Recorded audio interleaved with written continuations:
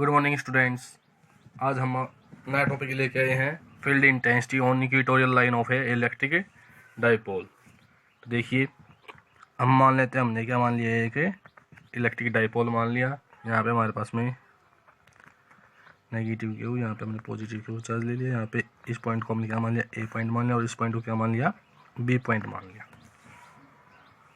अब हमें क्या करना है कि हमारे पास में जो ये इलेक्ट्रिक डाइपोल है, इसकी इक्वेटोरियल लाइन पे हमें क्या निकालनी है, इलेक्ट्रिक फील्ड इंटेंसिटी निकालनी है। हमने क्या मान लिया, यहाँ पे कोई पॉइंट पी मान लिया इसकी इक्वेटोरियल लाइन पे।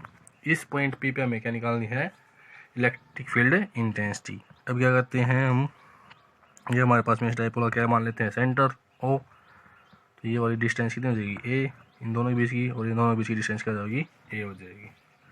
अब यहाँ से हम क्या करते हैं, इसको मिला देते हैं, ए से पी को और बी को भी पी से मिला देते हैं।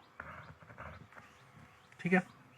अब देखिए, और यहाँ से इसको कर देते हैं। ठीक है। अब देखिए, ये वाली जो डिस्टेंस है इसको हम क्या मान लेते हैं, आर मान लेते हैं। हमारे पास में इसका डाइपोल मोमेंट कितना होगा, पी किसके बराबर होगा, P is equal to Q into 2a। अब देखिए, हम मान लेते हैं हमारे पास में E1 इलेक्ट्रिक फील्ड इंटेंसिटी मान लेते हैं, किसकी वजह से, इस पॉइंट P पर, किसकी वजह से, जो हमारे पास में माइनस क्यू चार्ज है उसकी वजह से, जो कहाँ पे रखा हुआ है, ए पॉइंट के ऊपर। तो इलेक्ट्रिक फील्ड इंटेंसिटी क्या होती है हमारे पास में, यहाँ पे यूनिट पॉजिटिव चार्ज माना हमने ये। ठीक है। तो हमारे पास में क्या जाएगी, क्यू अपॉन में 4 पाई एप्सिलॉन नॉट, और हमारे पास में इन चार्जों के बीच में डिस्टेंस कितनी हो जाएगी। अब देखिए, यहाँ पे हमारे पास में क्या बनी हुई है, राइट एंगल ट्रायंगल बनी हुई है। ये वाली डिस्टेंस हमारे पास में हमने कितनी है, ए है, ये हमारे पास में क्या है, आर है। तो अकॉर्डिंग टू पाइथागोरस हमारे पास में ए पी की वैल्यू कितनी आ जाएगी, यहाँ से देखिए, एक right angle triangle hypotenuse square is equal to किसके बराबर होता है, बेस स्क्वायर इंटू प्लस में परपेंडिकुलर स्क्वायर। तो हमारे पास में क्या बन जाएगा, यहाँ से ओ ए स्क्वायर प्लस में ओ पी स्क्वायर हो जाएगा। यहाँ से हमारे पास में क्या बन जाएगा, A P square is equal to किसके बराबर आ जाएगा, आर स्क्वायर प्लस में ए स्क्वायर। ठीक है, हमारे पास ये हो गया। अब यहाँ से इसकी वैल्यू पुट करेंगे तो हमारे पास में क्या आ जाएगा, ए पी की वैल्यू पुट करेंगे, ए पी स्क्वायर हो जाएगा हमारे पास में ये।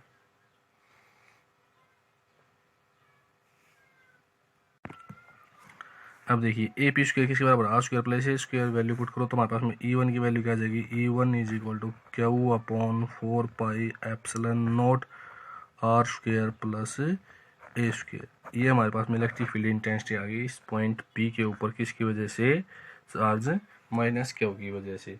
अब देखिए, हम क्या मान लेते हैं, हमारे पास में ये मान लेते हैं कि एंगल ओ ए पी, इसको क्या मान लेते हैं, थीटा मान लेते हैं। इस यहाँ से ये एंगल है ओ बी पी, इसको भी क्या मान लेते हैं, एंगल थीटा मान लेते हैं। तो देखिए, हमारे पास में जो E1 है उसके दो रेक्टेंगुलर कंपोनेंट होंगे, क्या होगा, एक तो ई कोस ऑफ थीटा, ठीक है, जो हमारे पास में किस साइड में होगा, यहाँ से पैरेलल टू जाएगा हमारे पास में ए बी के। तो ये वाला जो कंपोनेंट होगा हमारे पास में क्या हो जाएगा, इसका ये थीटा एंगल के साथ में क्या हो जाएगा, E1 कोस ऑफ थीटा। और जो दूसरा होगा वो हमारे पास में किस तरफ होगा, नीचे की तरफ, ये हमारे पास में क्या हो जाएगा, E1 साइन ऑफ थीटा। ठीक है। अब देखिए, उसके बाद नेक्स्ट, इस क्यू चार्ज की वजह से इस पी पॉइंट के ऊपर मैंने इलेक्ट्रिक फील्ड इंटेंसिटी कितनी मान ली, E2। अब उसी तरह से हमारे पास में क्या होगा, यहाँ से Q upon 4 pi epsilon not, और ये वाली भी हमारे पास में क्या है, राइट एंगल ट्रायंगल होता है। यहाँ से पी बी स्क्वायर की वैल्यू कितनी आ जाएगी हमारे पास में, सेम आ जाएगी, क्या, आर स्क्वायर प्लस में ए स्क्वायर। ये हमारे पास में सेकेंड इक्वेशन हो जाएगी। जिस तरह से हमारे पास में E1 के दो रेक्टेंगुलर कंपोनेंट थे, उसी तरह से हमारे पास में क्या होगा, जो E2 है उसके भी क्या होंगे, दो रेक्टेंगुलर कंपोनेंट होंगे। एक क्या होगा, E1 E2 cos of theta, और एक क्या होगा, E2 साइन ऑफ थीटा। जो हमारे पास में E2 कोस ऑफ थीटा होगा वो हमारे पास में किसके अलोंग होगा, पैरेलल होगा, किसके, ए बी के। और जो हमारे पास में क्या होगा, E2 साइन ऑफ थीटा होगा वो क्या हो जाएगा, अपोजिट टू दी, क्या हो जाएगा, अपोजिट टू दी, किसके अपोजिट हो जाएगा हमारे पास में, E1 के अपोजिट। तो ये हमारे पास में क्या है, E2 cos sign of theta. अब यहाँ से देखिए हम क्या देखते हैं कि हमारे पास में क्या है, जो इक्वेशन फर्स्ट और सेकंड से जो E1 है वो किसके बराबर आया हुआ है, E2 के बराबर आया हुआ है। E1 किसके बराबर है, E2 के बराबर है। तो यहाँ से हमारे पास में जो इसके रेक्टेंगुलर कंपोनेंट आए क्या, E1 साइन ऑफ थीटा और E2 कोस ऑफ थीटा क्या है, एक दूसरे की क्या है, अपोजिट डायरेक्शन में है और एक अपोजिट डायरेक्शन में है, और ये दोनों क्या है, एक दूसरे के दोनों इक्वल हैं। तो ये हमारे पास में क्या हो जाएंगे, कैंसिल आउट हो जाएंगे। हमारे पास में अगर हम रिजल्टेंट इंटेंसिटी निकालें इस पॉइंट P के ऊपर, तो हमारे पास में क्या आ जाएगी, ये दोनों क्या है, सेम डायरेक्शन। ये दोनों देखिए E1 कोस ऑफ थीटा और E2 जो कोस ऑफ थीटा, दोनों क्या है, सेम डायरेक्शन में, दोनों क्या हो जाएंगे, ऐड हो जाएंगे। तो टोटल अगर हम निकालेंगे इलेक्ट्रिक फील्ड इंटेंसिटी किस पॉइंट पे, P पॉइंट पे, तो हमारे पास में क्या हो जाएगी, किसके बराबर आ जाएगी, E इज इक्वल टू क्या आ जाएगी, E1 cos of theta plus E2 cos of theta.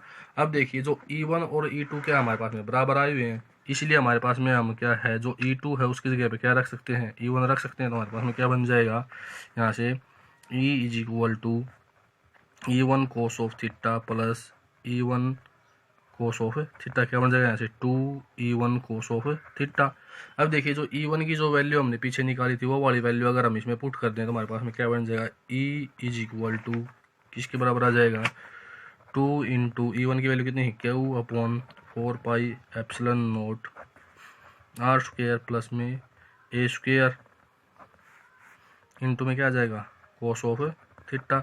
अब देखिए कोस ऑफ थीटा की वैल्यू हम निकाल रहे हैं, हमारे पास में जो डायग्राम था उससे, तो जो कोस ऑफ थीटा है उसकी वैल्यू हमारे पास में क्या आ जाएगी, कोस ऑफ थीटा हमारे पास में होता है क्या, बेस अपॉन में हाइपोटेनस। तो यहाँ से अगर हम देखें बेस, तो हमारे पास में बेस क्या बन रहा है, ये अगर देखें इस ट्रायंगल में, तो ये वाला हमारे पास में क्या बन रहा है, बेस बन रहा है। बेस कितना है, A, ठीक है। और हाइपोटेनस की वैल्यू हमारे पास में क्या है, 100√r स्क्वायर प्लस में A स्क्वायर। तो वो वाली यहाँ से वैल्यू पुट करें तो हमारे पास में कोस ऑफ थीटा किसके बराबर आ जाएगा, यहाँ से तो क्या लिखेंगे, 2Q 4 pi epsilon naught R square plus A square. Cos of theta की वैल्यू हो जाएगी हमारे पास में A upon 100√r square plus में A स्क्वायर। अब यहाँ से अगर हम देखें तो हम इसको कैसे लिख सकते हैं, E is equal to 2QA 4 pi epsilon naught R square plus A square 3/2, क्योंकि यहाँ से हमारे पास में एक पावर ये थी, हाफ पावर होगी तो कितनी हो जाएगी, 3/2। अब देखिए हमने पीछे पढ़ा था कि P किसके बराबर था, 2QA है, Q इंटू में 2A। तो इसकी जगह पे हम क्या रख सकते हैं, P रख सकते हैं। तो E is equal to P upon 4 pi epsilon naught R square plus में A स्क्वायर 3/2। अब हम मान लेते हैं कि हमारे पास में जो डाइपोल है उसकी जो लेंथ है वो बहुत ही स्मॉल है, तो यहाँ से हम क्या कर देंगे, A स्क्वायर क्या कर देंगे, नेगलेक्ट कर देंगे। तो हमारे पास में क्या आ जाएगा, E इज इक्वल टू क्या आ जाएगा, P upon 4 pi epsilon naught R cube. ये वाले हमारे पास में इलेक्ट्रिक फील्ड इंटेंसिटी आ गई इक्वेटोरियल लाइन के ऊपर किसी इलेक्ट्रिक डाइपोल के। यहाँ से भी ये क्लियर हो जाता है कि हमारे पास में जो इलेक्ट्रिक फील्ड इंटेंसिटी है इक्वेटोरियल लाइन पे भी इनवर्सली प्रोपोर्शनल होती है किसके, R क्यूब के। अब अगर हम देखें, अब देखिए हमने जो इलेक्ट्रिक फील्ड इंटेंसिटी की वैल्यू निकाली उनसे एक चीज़ और सामने आती है। कल हमने इलेक्ट्रिक फील्ड इंटेंसिटी की वैल्यू निकाली थी किसके ऊपर, एक्सियल लाइन के ऊपर। वो वाली हमारे पास में जो वैल्यू थी वो क्या वैल्यू आई हुई थी, E is equal to 2P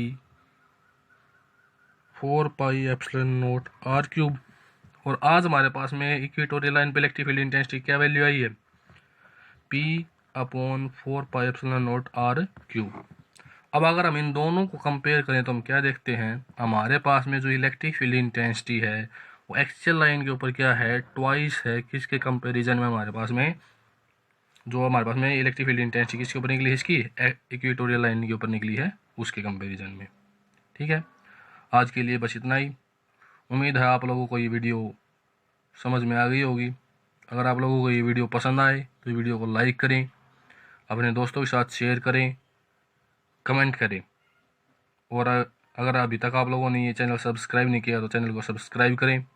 जय हिंद, जय भारत।